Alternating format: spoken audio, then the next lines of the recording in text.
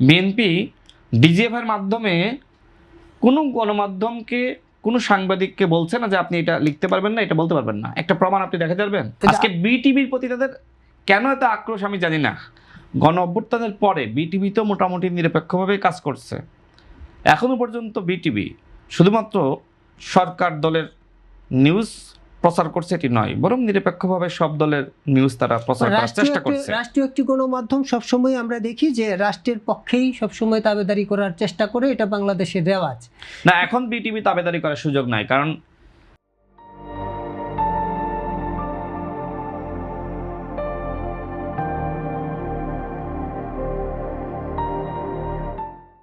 ইতিমধ্যে বিএনপির পক্ষ থেকে স্পষ্ট করা হয়েছে আপনি সাংবাদিক হন, আপনাকে বিএনপি করতে হবে না।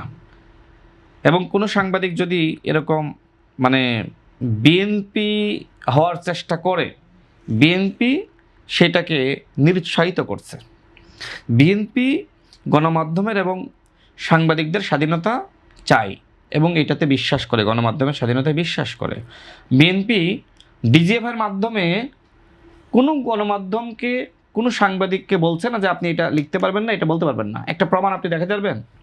আপনার বাংলাদেশ প্রতিদিনে বিএনপি সরকার ক্ষমতায় আসার পরে ডিজিএফআই এসে কি আপনাকে বলেছে যে আপনি এটা লিখতে পারবেন, এটা লিখতে পারবেন না, এটা প্রচার করতে পারবেন, এটা পারবেন না? আপনি বলেন, বলেছে? আপনি বলেন না, এরকম কোনো ঘটনা আমাদের এরকম কোনো ঘটনা ঘটে নাই। বাংলাদেশের আমি দায়িত্ব নিয়ে বলছি, আমি চ্যালেঞ্জ করে বলছি, কোনো একটা গণমাধ্যম এবং সাংবাদিককে বিএনপি এইভাবে বলে নাই, বা বিএনপির কোনো নেতা বলে নাই, বা রাষ্ট্রীয় কোনো সংস্থা বলে নাই যে এটা আপনি করতে পারবেন, এটা করতে পারবেন না। দেখেন, আমি একটা টেলিভিশন টক শোতে গিয়েছিলাম কয়েক মাস আগে।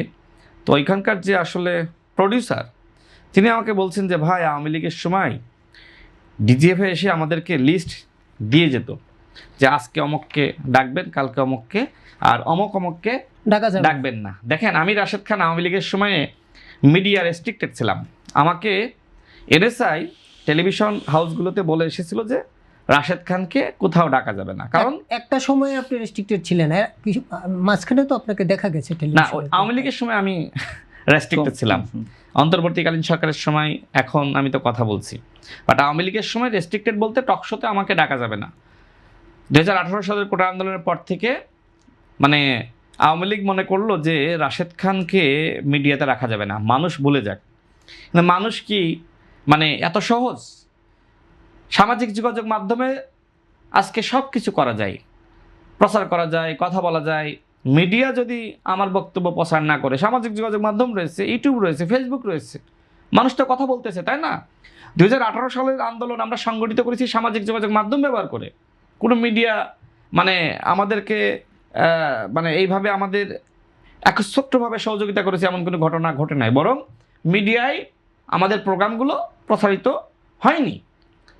একটা সময় হয়েছে যে সময় আমরা অনেক বড় আন্দোলন গড়ে তুলেছি, তো এগুলো তো আমরা ফেসবুকের মাধ্যমে করেছিলাম, তাই না? ইউটিউবের মাধ্যমে করেছিলাম। এই আধুনিক পৃথিবীতে কোনোভাবেই মানুষের কণ্ঠকে রুদ্ধ করা যায় না, দমন করা যায় না।